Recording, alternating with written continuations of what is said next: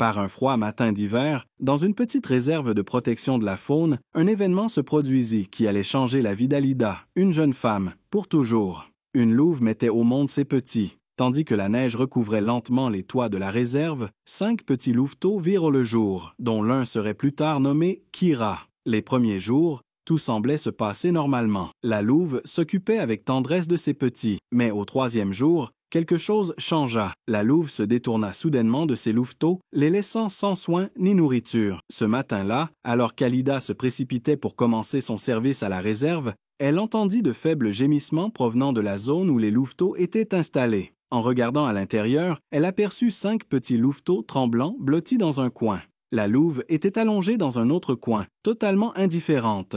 Alida alerta immédiatement le vétérinaire de la réserve. En peu de temps, il était sur place, et ils retirèrent les louveteaux, presque gelés, du refuge avec précaution.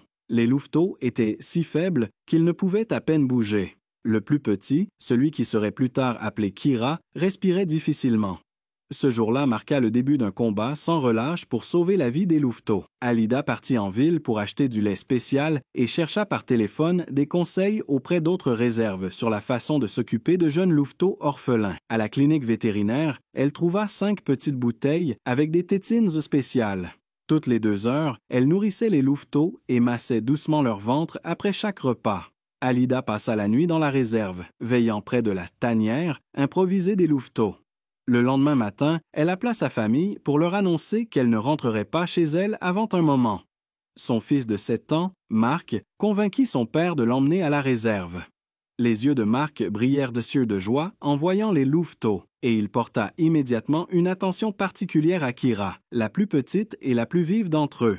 Les semaines passèrent, et les louveteaux devinrent de plus en plus forts. Alida passait presque tout son temps à la réserve et ne rentrait chez elle que pour passer un moment avec son fils et se changer. Kira se distinguait de ses frères et sœurs par sa proximité avec les humains. Elle fut la première à reconnaître la voix d'Alida et réagissait avec bonheur à son arrivée. À la fin du 1er mois, il fallut décider du sort des louveteaux. 2 d'entre eux furent transférés dans d'autres réserves où ils continuèrent à grandir. 2 autres furent préparés à une vie dans la nature. Quant à Kira, elle occupa une place spéciale dans la vie d'Alida et de Marc. Par une froide matinée d'hiver, un événement dans une petite réserve faunique allait changer la vie d'Alida pour toujours.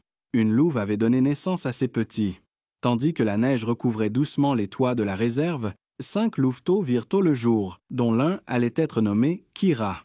Alida ne pouvait s'empêcher de penser à Kira. Après de longues discussions avec sa famille et les conseils du personnel de la réserve, elle décida de ramener la petite louve chez elle. Le jour de son transfert, toute la famille était nerveuse. Alida avait déjà préparé un coin dans la cuisine pour accueillir le loup. Marc, son fils, sautillait d'excitation. Le père, d'abord hésitant, aida à installer des barrières et acheta un collier robuste. Kira ne put pas dormir lors de sa première nuit dans son nouveau foyer. Elle erra dans l'appartement, reniflant chaque recoin et écoutant les bruits inconnus, le bruit de l'ascenseur, les pas des voisins et le ronronnement des voitures à l'extérieur l'effrayaient. Ce n'est qu'à l'aube qu'elle s'endormit près du lit d'Alida, comme pour chercher sa protection. Ainsi débuta la véritable tâche, apprendre à Kira à vivre en ville. Alida commença à la promener tôt le matin, lorsque les rues étaient presque vides. Kira restait près de ses pieds et sursautait au moindre bruit. Mais avec le temps, elle gagna en assurance. Marc s'avéra être un excellent assistant pour l'entraînement de Kira. Il passait des heures à jouer avec elle et à l'aider à s'habituer aux bruits et mouvements de la ville. L'enfant inventa des jeux qui aidèrent Kira à s'adapter à la vie urbaine. Rapidement, la louve apprit quelques commandes simples et les exécutait avec enthousiasme, sachant qu'elle recevrait une friandise en récompense. La première rencontre de Kira avec un autre chien fut un événement inattendu. Lors d'une promenade matinale, ils croisèrent un teckel appartenant à un voisin. Alida était tendue et prête à protéger les 2 animaux. Mais Kira surprit tout le monde. Elle s'allongea pour montrer qu'elle ne voulait pas se battre. Le teckel s'approcha prudemment pour la saluer. À partir de ce jour, Kira réagit calmement aux autres chiens. Le week-end, la famille se rendait à la campagne, où Kira pouvait courir sans laisse ni muselière. Là, elle se transformait en un animal complètement différent, rapide, agile et semblable à ses congénères sauvages. Bien que ses parents se préoccupassent souvent de sa sécurité, Marc adorait ses excursions. Un jour, lors d'une de ses sorties, un événement spécial se produisit. Alors que Mark jouait, il ne remarqua pas un trou profond et commença à y tomber. Kira réagit immédiatement. Elle bondit vers l'enfant et amortit sa chute avec son corps. Après cet incident, tous réalisèrent à quel point la jeune louve tenait à l'enfant. En ville, Kira portait toujours une muselière en acier et une laisse solide. Alida savait que, même si elle était bienveillante, Kira restait un animal sauvage.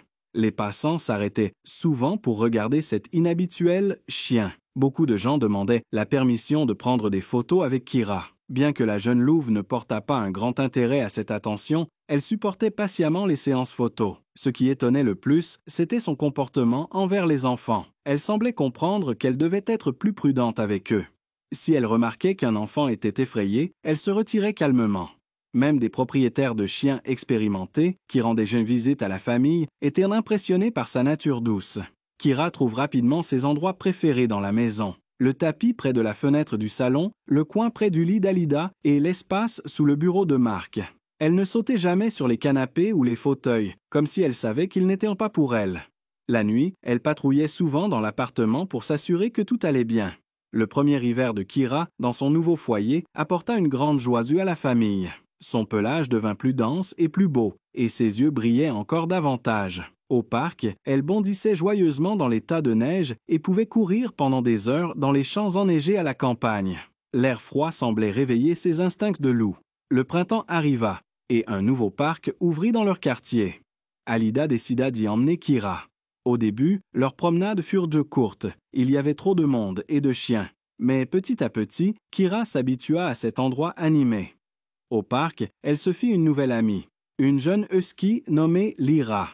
Les deux chiennes s'entendirent immédiatement et leurs propriétaires se promenaient régulièrement ensemble. En été, la famille fit un choix audacieux.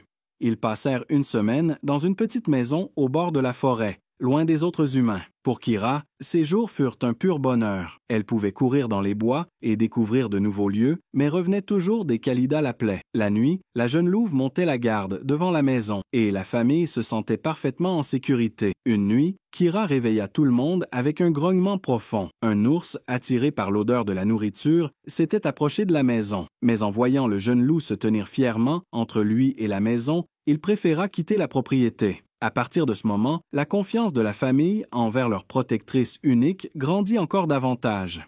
Avec le temps, Kira comprit de mieux en mieux les humains. Elle apprit de nombreux ordres, comprit des gestes et ressentit l'humeur de chaque membre de la famille. Cependant, elle resta toujours une vraie louve, fière, indépendante, mais infiniment loyale envers sa meute. Mark, qui grandit avec Kira, développa une compréhension unique des animaux. Il devint plus patient et responsable. À l'école, il se battait pour les chiens errants, et les histoires sur sa sœur louve fascinaient toujours ses camarades de classe. Chaque jour, Mark apprenait quelque chose de nouveau à Kira. Elle apprit à ouvrir les portes avec sa patte lorsqu'elle voulait aller sur le balcon. Avant leur promenade, elle allait chercher sa laisse toute seule. Et lorsque quelqu'un dans la famille tombait malade, elle ne s'éloignait pas d'un pas de son côté. Kira continuait d'étonner sa famille avec de nouvelles habitudes au quotidien. Elle se réveillait toujours 5 minutes avant que le réveil d'Alida ne sonne, comme si elle savait que le matin arrivait. Dans la cuisine, elle ne réclamait jamais de nourriture, mais attendait patiemment que sa gamelle soit remplie. Mark apprit aussi à Kira à ranger ses jouets dans un panier spécial après avoir joué. Pendant leur promenade en ville, Kira développa une démarche particulière, lente et calme, totalement différente de ses mouvements rapides à la campagne. Sur le terrain de jeu, elle gardait toujours ses distances, mais observait attentivement les enfants qui jouaient. En hiver, Kira révéla de nouvelles facettes de sa personnalité. Elle pouvait passer des heures à attraper des flocons de neige avec son museau et à plonger son visage dans la neige fraîche. Quand il pleuvait, elle rabattait ses oreilles et choisissait toujours le chemin le plus court pour éviter les gouttes de pluie. Lorsqu'elle entendait une sirène d'ambulance, elle levait la tête et commençait à hurler doucement, comme si elle ressentait la douleur de la personne concernée. Kira développa également des rituels nocturnes. Avant d'aller se coucher, elle vérifiait toujours la porte du balcon pour s'assurer qu'elle était bien fermée. Lors d'un orage, elle se réfugiait sous le bureau de Mark, le seul endroit où elle se sentait en sécurité face au tonnerre. Chaque fois qu'un documentaire sur la nature passait à la télévision, elle s'asseyait devant l'écran et regardait attentivement. Kira avait une manière particulière de montrer son affection. Elle appuyait son flanc contre les jambes d'une personne et se blottissait doucement contre elle. comme pour dire « Je suis là pour toi ». Quand quelqu'un sonnait à la porte, elle réagissait différemment selon la personne. Elle accueillait chaleureusement les connaissances, tandis qu'elle se retirait calmement dans une autre pièce en présence d'inconnus. Lors des réunions de famille, elle était toujours au centre de l'action, mais ne se mettait jamais en avant ni ne cherchait à attirer l'attention.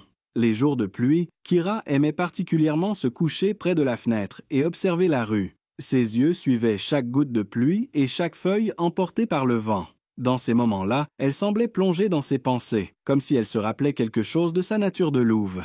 Alida repensait souvent au jour où elle avait vu pour la première fois le petit loup au refuge. À l'époque, elle n'aurait jamais imaginé à quel point ce petit être allait changer sa vie. Kira devint plus qu'un simple animal de compagnie. Elle était un véritable membre de la famille, une amie fidèle et une protectrice infatigable.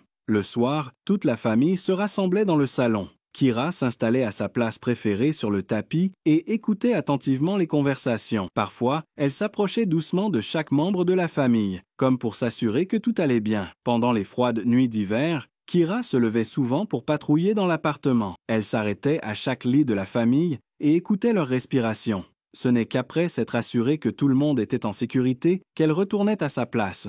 Beaucoup se demandaient encore comment un animal sauvage pouvait vivre dans un appartement en ville. Certains écrivaient sur Internet que c'était extrêmement dangereux. Mais Alida connaissait la vérité. Sa Kira était spéciale. Elle avait prouvé que l'amour et les soins pouvaient surpasser les instincts naturels. Quand Alida regardait sa famille unique, elle comprenait parfois qu'il fallait suivre son cœur. Kira n'avait pas seulement survécu grâce aux soins humains. Elle leur avait appris une leçon importante. Chaque être vivant a une incroyable capacité d'aimer et d'être loyal. Il suffit de lui donner une chance.